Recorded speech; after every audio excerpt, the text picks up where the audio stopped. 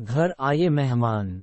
राहुल अपनी पत्नी सीमा और अपनी मां के साथ रहता था। गर्मियों की छुट्टी में राहुल की बुआ फूफा अपने लड़के सोनू के साथ उनके घर रहने आए। घर आते ही फूफा जी राहुल से बोले कि यहाँ तो बहुत गर्मी है, घर में कोई एसी नहीं है क्या? राहुल की मां ने बोला, भाई साहब अभी कुछ दिन पहले ही राहुल ने अपने कमरे में एसी लगवाया है। ये सुनते ही फूफा जी अपने बेटे से बोले कि सारा सामान राहुल के कमरे में ले गए। राहुल और उसकी पत्नी सीमा चुप रहे क्योंकि उनने सोचा कि कुछ दिनों की तो बात है। इस तरह बुआ फूफा जी को राहुल के घर रहते 1 महीना हो गया। राहुल ने अपनी मां से पूछा कि बुआ जी कब जाने वाली है? हम कब तक ऐसे ही हॉल में सोकर अपना गुजारा करेंगे?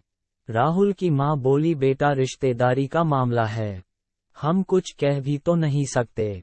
राहुल की पत्नी सीमा बोली, वह सब तो ठीक है लेकिन उनका छोटा लड़का सोनू सारा दिन घर में उधम करता रहता है। कल तो उसने हमारा नया सोफा बुरी तरह फाड़ डाला। राहुल इस बात पर बहुत गुस्सा हुआ कि नया सोफा फाड़ दिया। वह अपनी पत्नी से बोला, तुम सोनू को ऐसा करने से रोकती क्यों नहीं? सीमा बोली, जब से बुआ फूफा जी आए हैं कुछ कुछ खाने की डिमांड करते हैं, जिससे मेरा और माँ जी का सारा दिन तो रसोई में ही बीत जाता है। राहुल ने कहा कि मैं अभी जाकर फूफा जी से पूछता हूँ कि वह आखिर कब जाएंगे। राहुल ने बातों बातों में फूफा जी से कहा कि 1 महीना हो गया है, आपके जॉब की छुट्टियां तो खत्म हो गई होंगी ना? फूफा जी बोले, राहुल मैंने जॉब तो कब की छोड़ दी, अब तो मैं बिजनेस करता हूं और अब मैं इस शहर में भी कुछ बिजनेस खोलने की सोच रहा हूं। पहले इस शहर को अच्छे से समझ लूं जिसमें 2 to 3 महीने तो लग ही जाएंगे।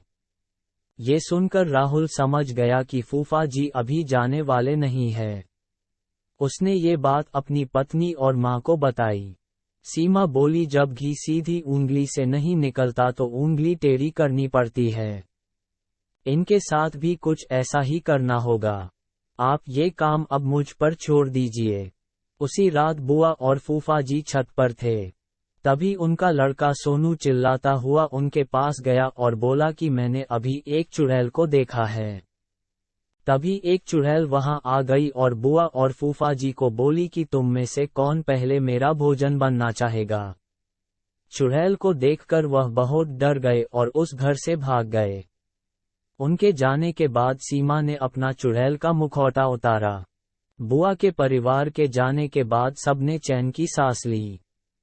सीमा की सास ने सीमा से कहा कि तू तो बड़ी अच्छी चुड़ैल बनती है। ये कहकर सब हंसने लगे। सीख: इस कहानी से हमें ये सीख मिलती है कि हमें किसी भी रिश्ते का गलत फायदा नहीं उठाना चाहिए। जिस तरह बुआ के परिवार ने अपनी रिश्तेदारी का गलत फायदा उठाया और दूसरों को परेशान किया।